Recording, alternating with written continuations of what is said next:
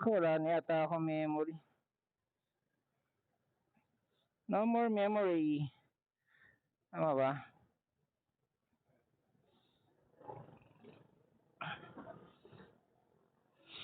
Yan ako nagkarga ng ganito kabigat.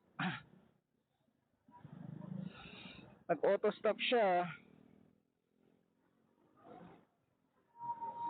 Ano yata ako memory remaining.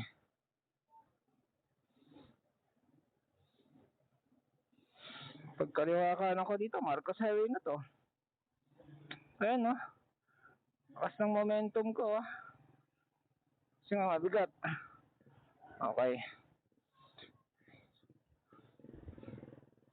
testing natin ating pwede tayo magtulin.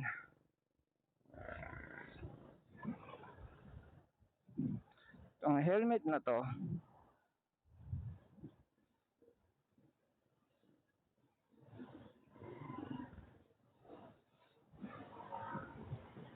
baka abalahin tayo nito mamaya sa highway. Isigpitan natin tong helmet na ito hindi gumagalaw.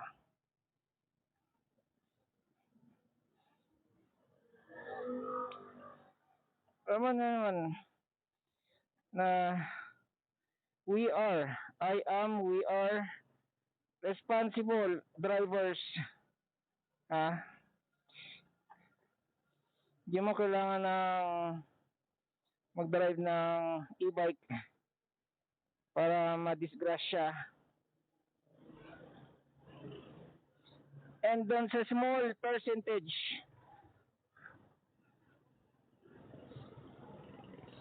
ng e-bike user o driver na nadisgrasya,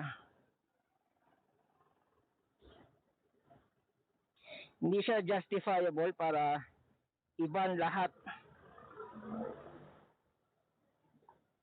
Lahat talaga.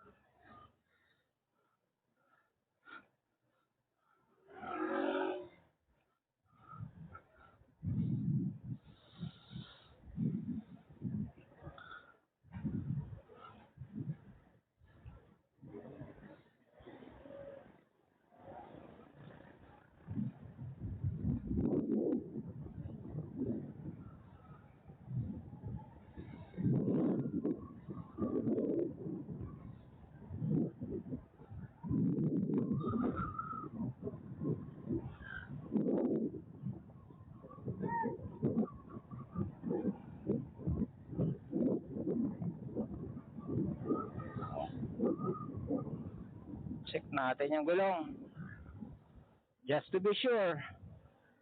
Promise. Sandali, mabigat lang siyang buhatin.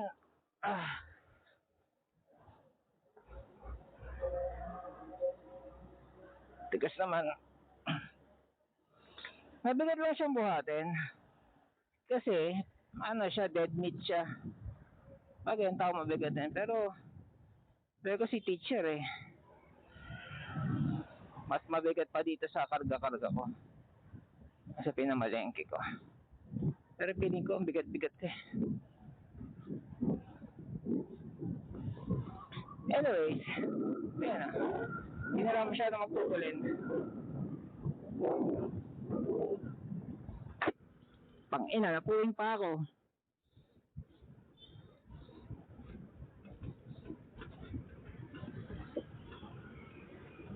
Hindi akong malubak. Malaglagan ako ng box.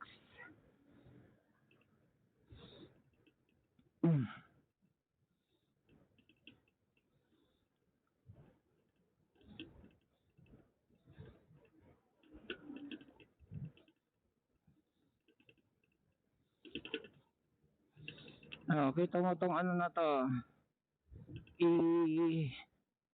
four wheel e-bike na to. Nasa gilid lang, diba?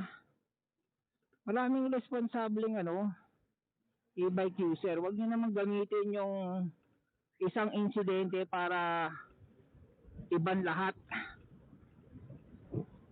Kasi lumalabas yan para lang kayo naghanap ng butas para walisin ang mahihirap sa kalsada.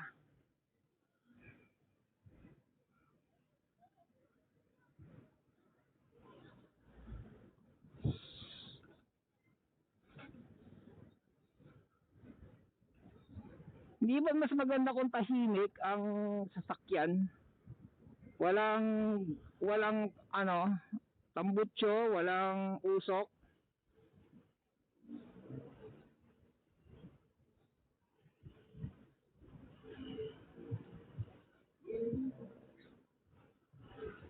Sadyo yung dinidiin yung e-bike. Actually ito na sensationalized to ng media na sinasabi ng media na ito na ang bagong hari. Hindi para sabihin ko sa inyo, hindi e-bike ang hari. Ang hari yung driver ng tricycle na nagpalit, driver ng pedicab na nagpalit, na nag-e-bike. Yun ang hari. Hindi yung e-bike mismo.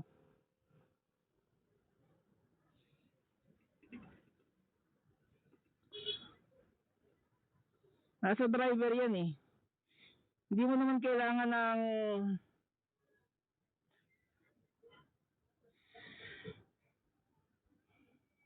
ano ba tong helmet na to? Parang hirap ayusin Tabi tayo na mamaya pag nahirapan. Napawisan mata ko. Hindi naman ako makapagbukas ng helmet, nakapuwing.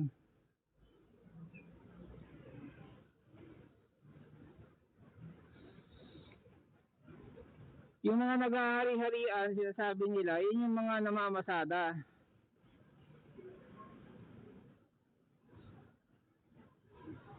Bakit tulad nito yung mga UB Express, hindi ba hari-harian to? Mga kupa yung mga driver niya na.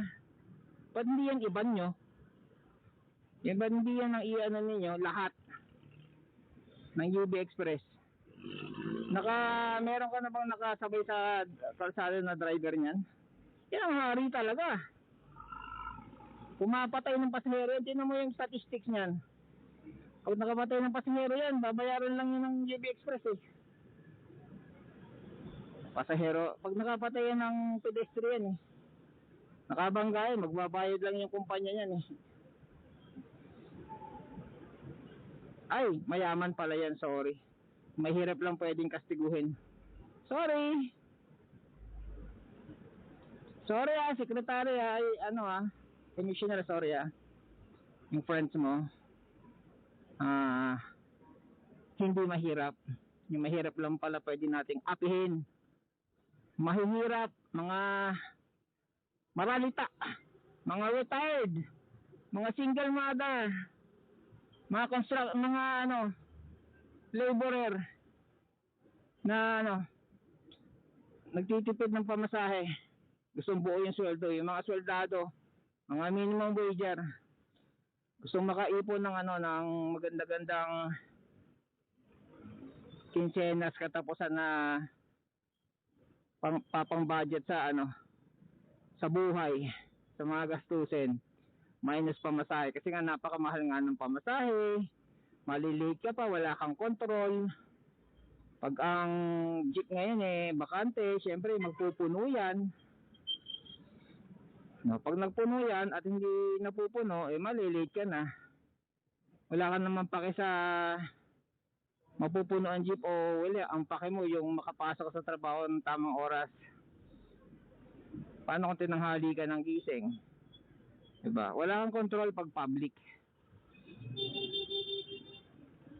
Whereas pag may motor ka, may sasakyan kang sarili, ganyan. Hindi lahat gusto ng motor. Ako ayaw ng motor. Talabuhay ko nakadalawang motor na ako. And therefore I conclude ako ng motor. Ewan ko lang bigyan mo ng big bike. Di pa ako naka big bike or Harley Davidson, BMW. Bigyan niya ako ng ganun. Baka magbago isip ko. Pero generally, ayoko ng motor. Nakagamit din ako ng, ano ba, NMAX ba yun? Hindi pala NMAX, Suzuki. Tangina, sakto pa talaga sa Marcos Highway, yung pawis sa mata ko, pumunta sa mata. What the fuck? Tayo tatabi.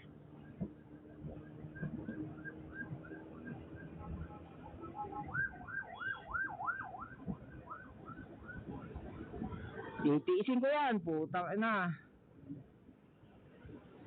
Di pa tayo bandang kanan. Parang ang bigat-bigat ng dala ko.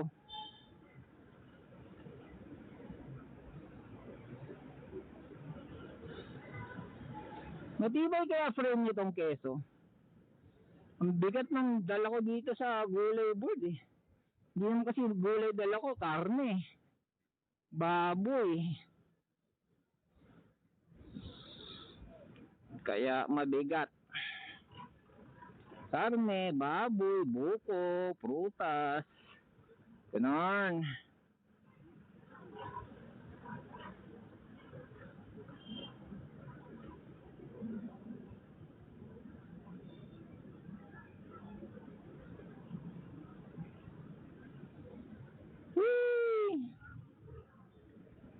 Ang helmet na to, umayos ka nga. Hindi ako masyadong magtulin, mabigat ako, or feeling mabigat. Parang diin na diin yung gulong eh. Commissioner Artes! Mahal na mahal ka ng MMDA, binigyan mo sila ng side, extra. Binigyan mo sila ng extra. Problema, may hirap. Ang kawawa. Ay, mahirap naman yan. Yaman na yan. Get rid of the force!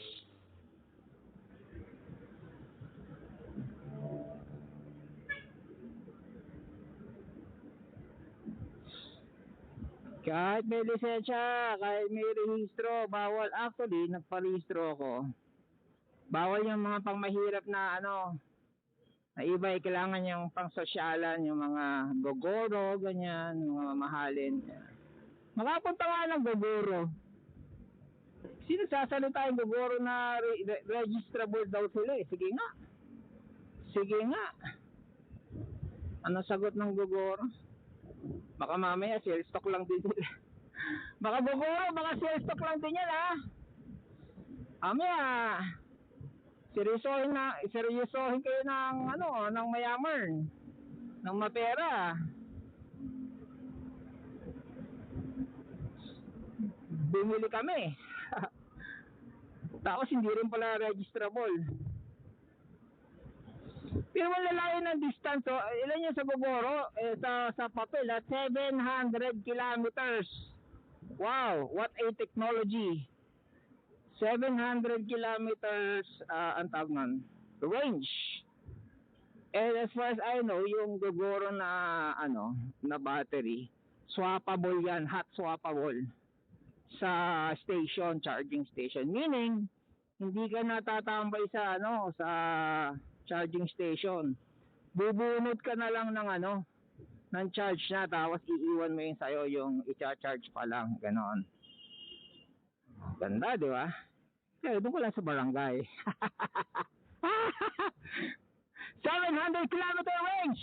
Doon ko lang sa division.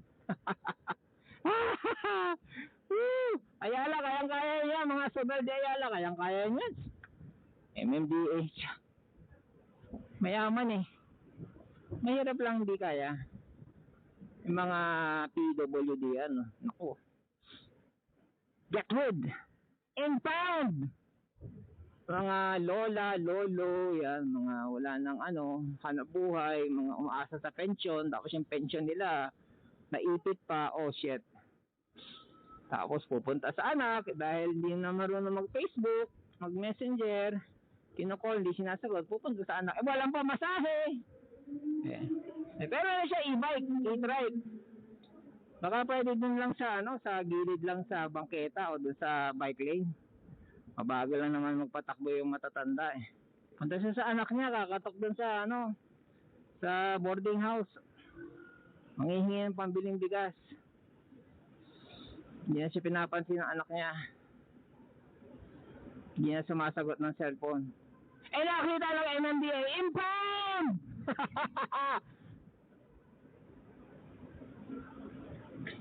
Impound na yan! Ano yan?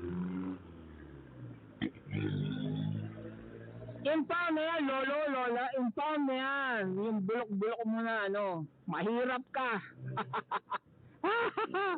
Ayan, ditrapal, impound! Yung mga makikinis lang ang pwede sa highway. Impound na yan. Di ba, tiretso? Ebida. Ebida mo, mukha mo. Walang ebida dito. May viral eh. Merong viral. Kailangan. So, muna tayo sa mga viral na yan. Diyan natin ibase ang galaw ng gobyerno. Ha? Pag viral, kilos. Kilos na. Gawa ng batas. Impound na. I-impound na yung mga ano, mahihirap na yan. Mahirap eh. Puke ng inang mga mahihirap yan. Matira matibay hayop. Wala lang pwede. Ang mahirap pugsain. Hindi, impound lang. Impound ng mahihirap. Teka. Nagre-record pa ba ako?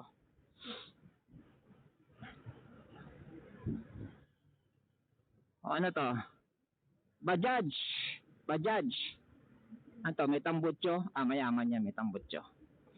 Nang ano ba yan? Nagpo-pollute ba yan? Pwede yan. Basta nagpo-pollute, pwede yan. Kahit 1 milyon ganyan pa. Basta nagpo-pollute, pwede yan. Woo! Good job!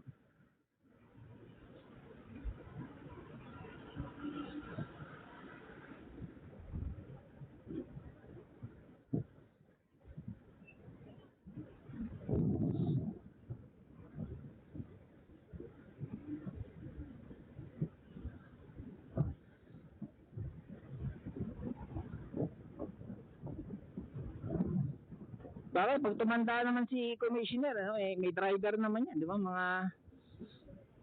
Meron na yung mga naipon na bank account, di ba? Hindi na yan magtsatsaga sumakay sa mga di battery na ditrapal. What is fucking wrong dun sa bata na di yun nasawayin nyo. Yun lang, yung nagkasalala sa wayin nyo. Anong basihan nyo dahil maraming aksidente? Ba't ilan ba aksidente ng motor? Sige nga, asa yung listahan nyo?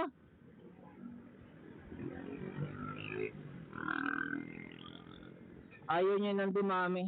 Yung sa motor yun, lutasin nyo. Yun ang mas marami. Napakaraming driver na motor na kulang sa aral sa pagmamaneho. Tanungin mo yung mga MMDA kapag nanghuli sila, unang apprehension, anong unang sagot ng pinaka-common na sagot? Ay, paano pala? Ay, mahal pala walang helmet. Ay, no left turn pala. Ay, bawal pala ang overtake dito sa to yellow solid line. Ay, kulang sa aral. Gusto niyo mag-information drive, yun ang information drive nyo. Bigyan nyo ng edukasyon yung pangmasa. Sige nga, ilan ang namatay sa motorsiklo sa nakarang taon?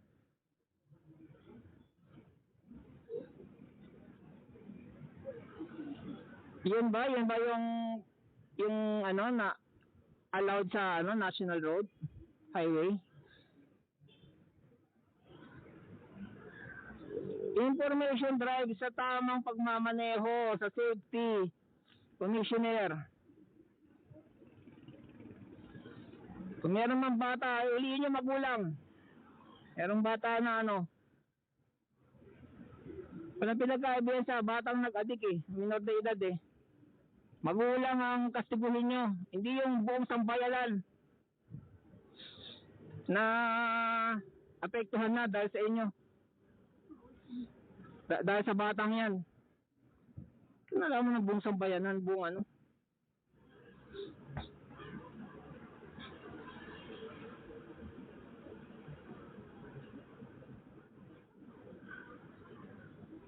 O may dalawang namatay. Ba't sa motor? Ilan ba namatay sa motor? Baka lalong lumala. Habang maaga pa. Sige nga, yung mga namatay na lisensyado ba yon? Rehistrado ba yon? National highway ba yon?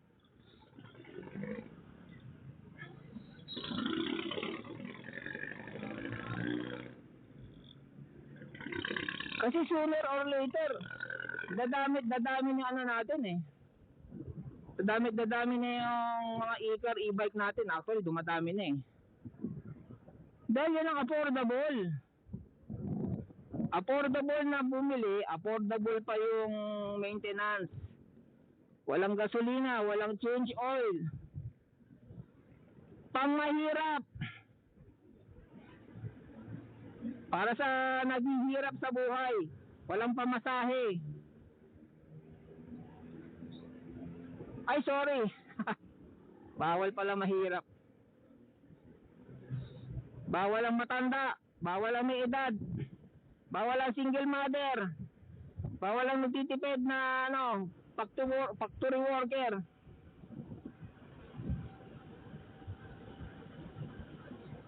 Pag ma-educate ang mga driver na yan, na mabuti pa ang information drive nyo, commissioner, yung gayahin nyo tinan nyo yung website, ni Majestic in driving school. Mga ganong klaseng information drive nyo, commissioner, na tinuturo niya, sa bike lane lang pwede. Itong solid yellow lane, bawal lumagpas dyan. Itong broken lane, yan, pwede yan. Pag magsi-change lane ka, tingin side mirror.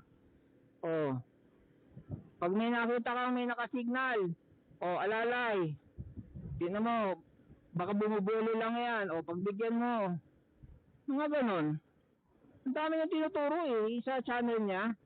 Channel siya ng driving school. Yan ang dapat na information drive. Hindi information drive para puksain ng mga mahihirap ang pukin ng ina. Mahihirap na nga, naghihirap na nga, nagtitipid na nga kakastiguhin pa Natural dadaan ng Marcos Highway yan, kung saan yung highway yan. Kailangan lang ng disiplina kasi yung mga tao na nag-hate sa kanila, hindi naman lahat driver yan Hindi naman lahat nakakaintindi yan Pwede naman yung MMDA, so walang lisensya. May nagda-drive ng bata, kasapin yung bata, asan magulang mo boy? Pupuntahin mo rito, tawagan mo. At bakit ka nagda-drive dito? Diba? Yan ang hard work. Hindi yung may viral ba? Impound. Wow. Napaka hard work. Meron na nga meron na nga tawag na ito. Meron na nga existing law. Yung category ng mga e-bike. May existing law na. Wala na kayong gagawin. Isa sa na lang. I-impose na lang kung talagang gusto niyo mag-impose.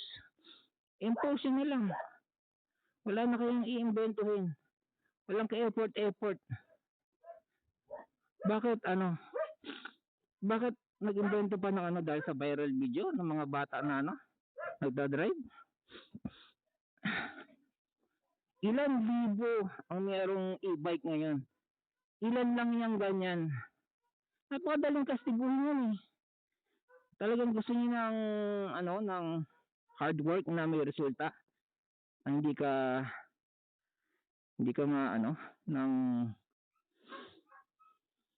ng sambayanan. Kasi Sir Commissioner, ah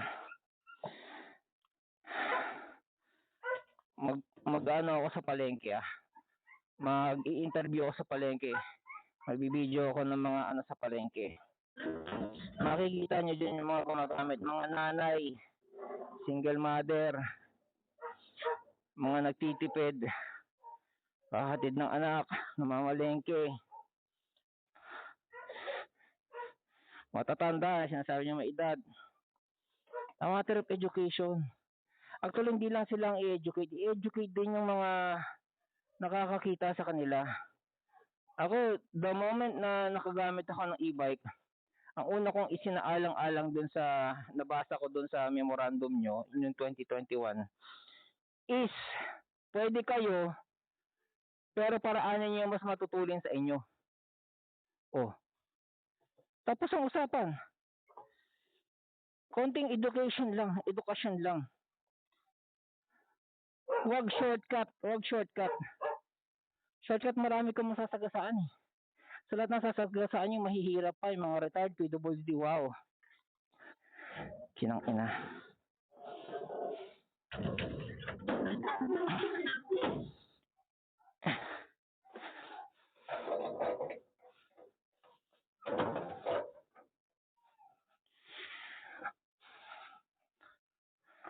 Baka pag ako nag-interview ng mga PWD, mga matatanda,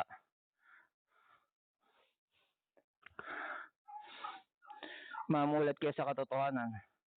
Sige na, magluluto pa ako.